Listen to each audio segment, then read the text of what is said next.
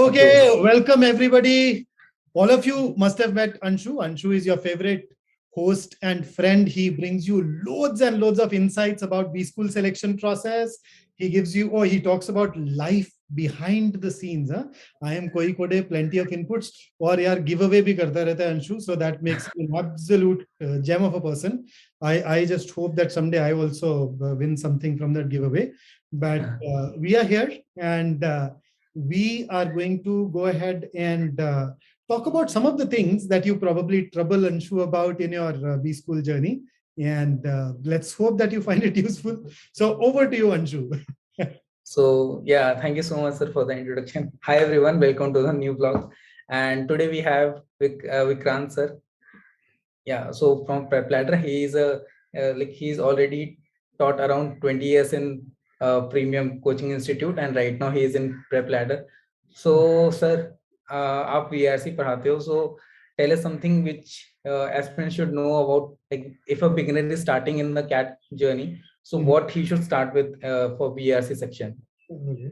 So Anshu, if I look at the way CAT has evolved over the years, I somehow have started feeling that the preparation of an aspirant actually started when he was probably in the 5th or 6th standard.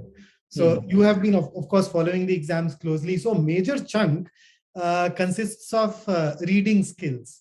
So when it comes to the CAT, almost all of it is either RC or dealing with paragraphs one way or the other. And anybody who has been into reading obviously has a huge advantage. And those of you who are not into reading, I'd highly recommend that you start reading regularly.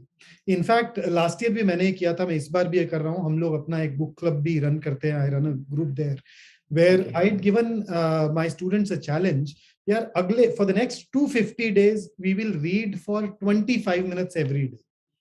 And then you just bring in variety. I keep on recommending a lot of different titles. But to begin with, yaar 25 minute har roz padhna hai, agle 250 din. That has to be one of those starting points that one can definitely look at. So like thereafter, of course, a lot of other things. That so like in VARC, we have two parts like VA and RC. So like I was not very good in RC, so I focused on VA. So it's a good strategy for a beginner, or people should focus on both the parts from the initial stage.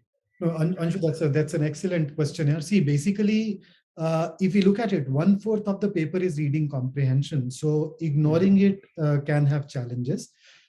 So of course, reading is going to help you with skill building. But even then, if I were to deconstruct the entire process, you can actually think of it as quantitative aptitude, right?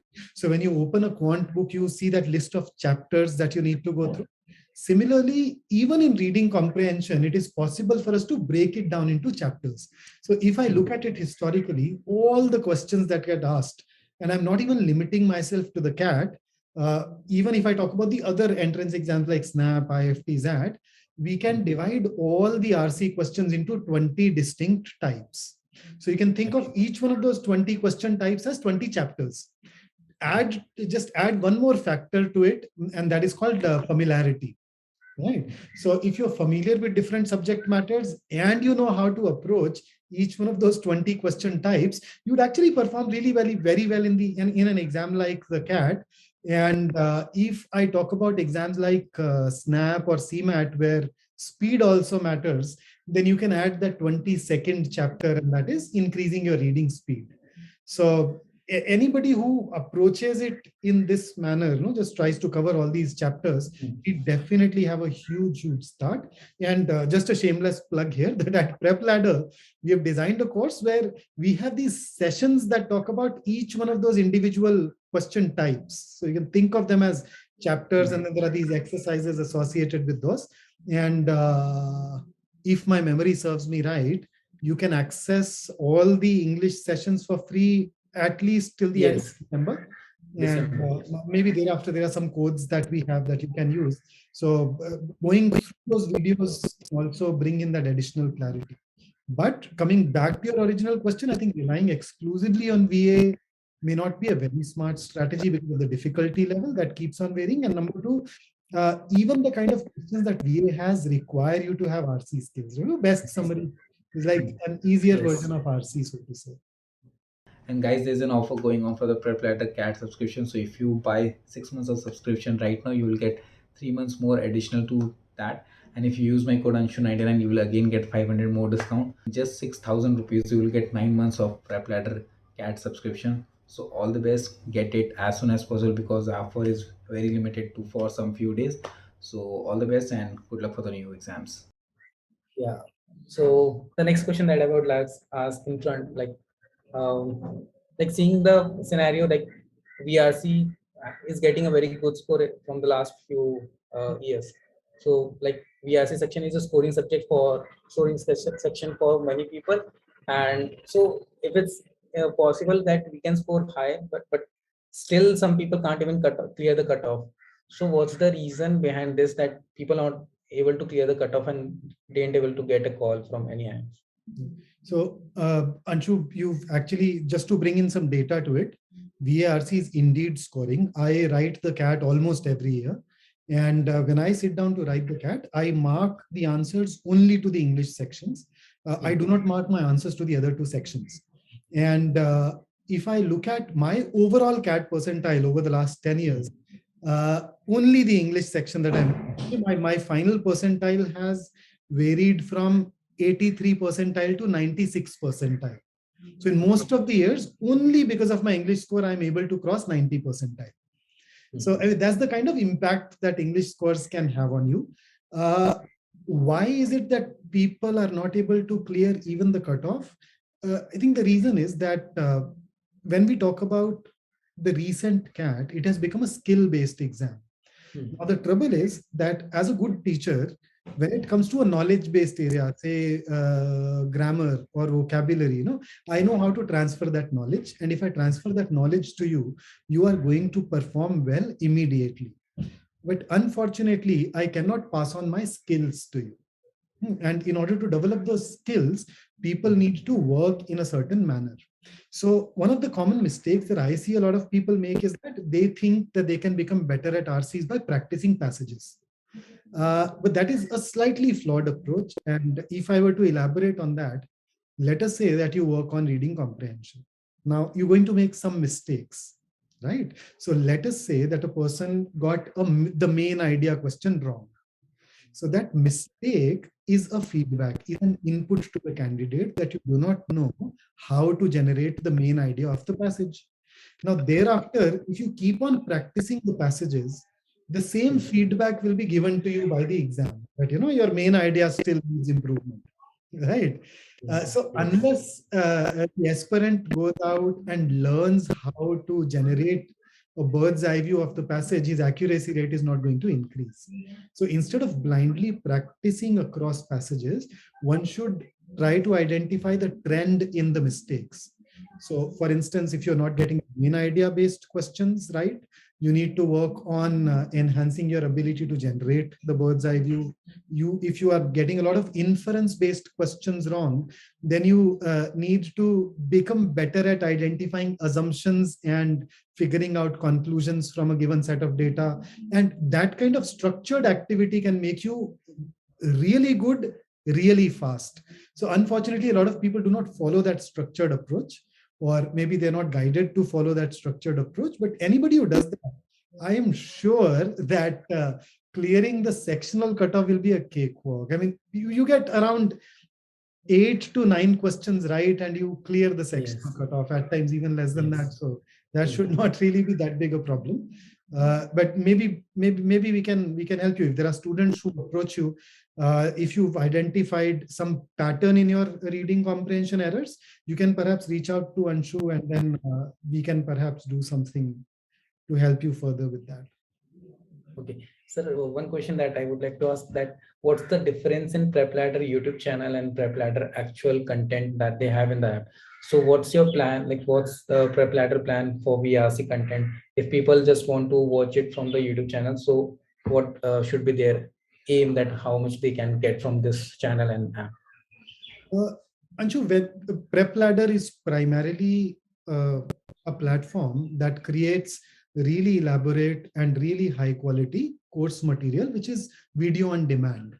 So when we say that we use YouTube, YouTube is for us a way to interact with our students That's live. When we go there, so as a faculty member, when I go there live, my idea of being on PrepLadder's CAT channel is to interact with the students, to figure out some of the queries that they have, and then to guide them along the path. The sort of elaborate course that we have, it's very difficult for us to deliver it on a platform like YouTube. So the reason is that, number one, paucity of time. So when I teach, when I say that I dive deep into each one of those question types, and then there are these practice exercises aligned with that and the analytics that are generated. YouTube does not allow us to do all. And although we do put some of the videos and design some of the sessions for our YouTube audience exclusively, but I think the course is not being delivered in that structured a manner on our YouTube channel. You can use that as a supplement. You can use it to interact with us. And there are a lot of places where you can reach me or reach the rest of my team. YouTube is one of those places. But anybody who has access to the PrepLadder app and has subscription to it gets the entire structured course with a guided path. And there are these regular live interactions over Zoom sessions with me, part of a Facebook group where you can access the doubt resolving mechanism. So plenty of notes, etc. So plenty of things that happen on the platform, which give you a distinct edge. And sir, how important is to give sectional test for VRC section? So like I used to give once in a 4 or 5 days. So if it's important, I guess if if a beginner is starting from January or December month, so should it start giving from there itself, or should he just prepare for 2-3 months and then start give sectional test for VRC? What do you think, Anshu? Should somebody be writing I think a sectional test in, say, January? Yeah, I think maybe just a week preparation and then start writing the sectional. When you were preparing, did you write the test soon, and did you find some benefits there? Yes, so you get the approach, like you get what should you attempt? Like, for example, I was good in RC, I was good in VA. So I used to attempt one RC and all the VAs. So that was my approach to clear the sectional cutoff and get into top 5. So that was something that I figured out in the first 2-3 months only, and then I started working on and tried to improve on that particular thing. So maybe it worked for me, maybe, I guess. But yeah, I think it's not like you don't have to prepare so very hard, like you don't have any formulas for all this, or like we have formulas. Your strategy is actually excellent. I think of sectional tests and full length tests as standing in front of a mirror. So let's say you're getting ready for a party and then you stand in front of a mirror. That mirror tells you what exactly needs to be fixed. And it's always good to keep getting that feedback occasionally. So in the beginning, when you are just about preparing, I think if you write one test in, say, 6 weeks, even that's fine. But as you go on to become better, in order to figure out a further strategy for improvement, you need to once again stand in front of a mirror to see which minor areas do you need to really take care of. So maybe in the month of January, now most of my students, I put them through 2 to 3 tests in the period of January to May. After that, I generally prefer that they start writing one test every 2 weeks, and then gradually the frequency of the tests increases. So in the beginning, it's good to write tests, but you shouldn't write them very frequently. Okay. Sir, any tips, final tips for any of the aspirant who is looking this video? What do you like to give, or any suggestions that you want to give? Yeah, absolutely. I think as far as the CAT goes, you know that the focus is on RC, so start reading. But then the way I approach the entire process is that I look at the syllabus and then I divide that syllabus into chapters and skills. So anything which is a skill-based area, I would ideally want you to do that every day. So reading in order to increase your speed, reading in order to improve your comprehension. If you can do these things every day, then this practice will go a long way. And then when I go to the chapters or the knowledge-based areas, I look at the areas that are very vast. So a lot of CAT aspirants do not work on vocabulary and grammar, which is a mistake because every other entrance exam does ask you questions on these. Not only that, vocab and grammar make you better at even RCs. So I would ideally also want you to work a bit on vocab and grammar every day. So even if you're devoting 15 minutes to each one of these 2 areas every day, it should work. And everything else then can be treated as a chapter. So you just finish that chapter, put it aside, and then you move over to the next chapter. So what matters is that you be regular with reading skills, vocabulary, and grammar. And thereafter, whenever you find an opportunity, just pick up one of the chapters, go ahead, work on it, and keep writing tests once in a while until May, so that you are able to see the improvement. और बाकी कुछ नहीं यार, cat में कोई ऐसा rocket science नहीं है. I think a lot of people within 3.5 months you can actually become competent enough to clear the sectional cutoffs. And if you're starting this early, I will be very confident that you can get more than 97-98 percentile easily if you follow a plan.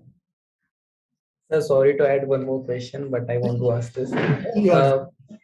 Sir, like, is it very important to read newspaper and novels? Like, if I am interested towards novels, so I just read novels. So is it very important to read both of these things? Because we are being said in the coaching institute to read all those things. So is it mandatory?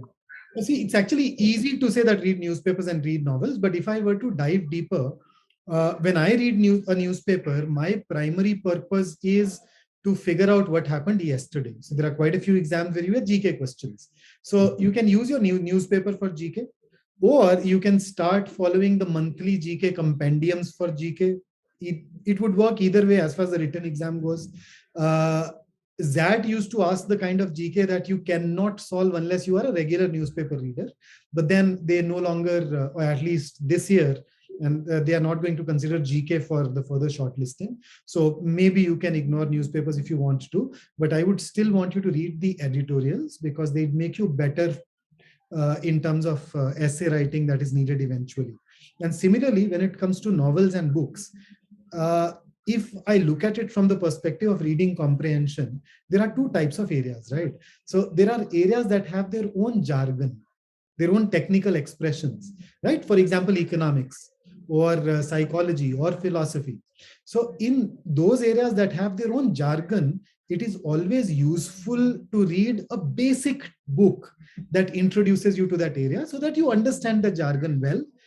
And in areas that do not have jargon, say for example, sociology, or environment, where even if you're not reading a book, in terms of familiarity, you'd be fine even if you go to a few passages. So is it absolutely necessary? No. But as a teacher, would I prefer that a student do that? Yes. But if you're hard pressed on time, then you can actually take your pick. Areas with jargon, read a book. Areas with no jargon, you can avoid that. And you won't suffer because of that. I hope that I've at least reduced the amount of reading that people tend to. Yes, sir, definitely. So I think that's it for today's session. Thank you so much, sir, for coming to the session and giving an insight. Those of you who are joining us for the first time, don't forget to subscribe to Anshu's vlog. He keeps on bringing a lot of interesting content, and I hope you guys do that. And if you find this useful, do give us a thumbs up. Yeah, do like, share, comment, and if you like, if we get a good response in this video, then definitely we'll come up with something very great, maybe in Jan or Feb month. So anytime, if you need me or the PrepLadder team to work to help you with any query, you can always reach out to Anshu, and he has a direct line to us. You can also download the PrepLadder learning app and browse through the sessions and experiences. Yes, sir. So thanks a lot for having me, Anshu. Thank you, sir. Thank you so much. Thanks. Grateful to have you. Thank you. All the best, everyone. Thank you.